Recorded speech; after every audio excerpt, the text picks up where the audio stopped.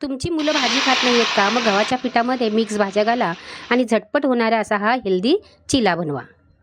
लहानांपासून मोठ्यांपर्यंत आवडेल असा हा हेल्दी चिला आहे. आवडला तर नक्की लाईक करा आणि चॅनलवर आलात पहिल्यांदाच तर चॅनलला सबस्क्राईब करा. चला तर मग वेळ न घालता व्हिडिओला सुरुवात करूया. त्याच्यासाठी 1 वाटी गव्हाचं पीठ, अर्धी वाटी रवा, पाव टीस्पून हळद, अर्धा टीस्पून धना पावडर, पाव टीस्पून घरचा लाल मसाला. ह्याला मिक्स करून घ्यायचं.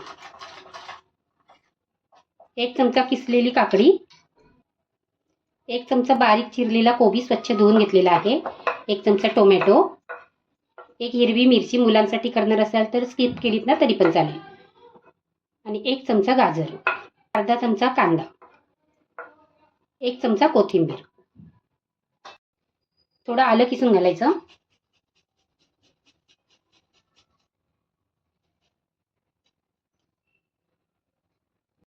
चवीप्रमाणे मीठ. याला मिक्स करून घ्यायचं आणि थोडं थोडं पाणी घालून याला भिजवून घ्यायचं. थोडं थोडं पाणी घालायचं आणि भिजवून घ्यायचं.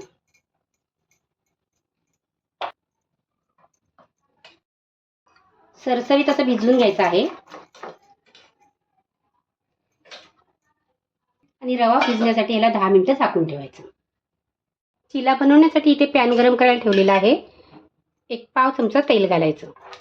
नरम मला चिला घालायचं असेल तर हे बॅटर आहे तर थोडंसं घट्टसर करायचं, आणि पातळ कुरकुरीत पाहिजे असेल, पातळ पाहिजे असेल तर थोडं बॅटर आहे ते पातळ करायचं. एकदा मिक्स करून घ्यायचं.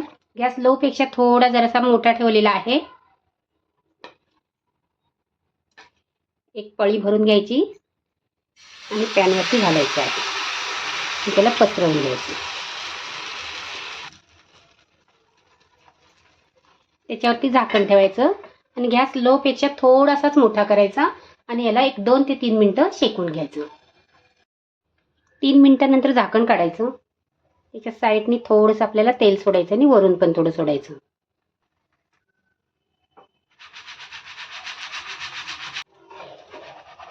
त्याला पलटी करायचं.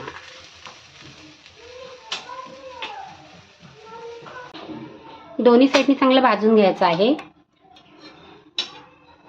बघू शकता तुम्ही किती सुंदर असा कलर आलेला आहे. तो चांगला खरपूस असा भाजायचा चांगला. आपला चिला तयार झाला आहे. त्याला काढून घ्यायचा. अशा पद्धतीने आपण सर्व चिले आहेत ते करून घ्यायचे. तेल घालायचं. अजून तुम्हाला एक करून दाखवते. प्रत्येक वेळेला बॅटर आहे ते आपलं मिक्स करून घ्यायचं आहे.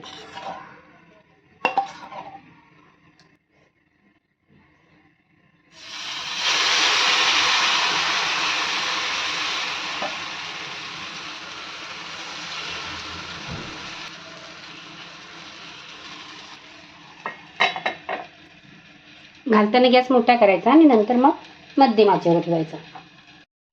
झटपट असा आपला मिक्स भाजीचा हेल्दी चिला तयार आहे. एवढ्या 1 कप पिठामध्ये माझे 5 चिले झाले आहेत. म्हणजे तुमच्या 2 माणसांसाठी नाश्ता एकदम परफेक्ट प्रमाणामध्ये तयार होईल. हा चिला खायचा कशाबरोबर तर दह्याबरोबर किंवा लोणच्याबरोबर, चटणीबरोबर खूप छान लागतो. पण दह्याबरोबर अप्रतिम लागतो. नक्की एकदा तुम्ही करून बघा आणि आवडला तर लाईक करा. वेळात वेळ काढून तुम्ही माझे व्हिडिओ बघता त्याबद्दल मी तुमचे खूप खूप मनापासून आभार मानते. थँक्यू.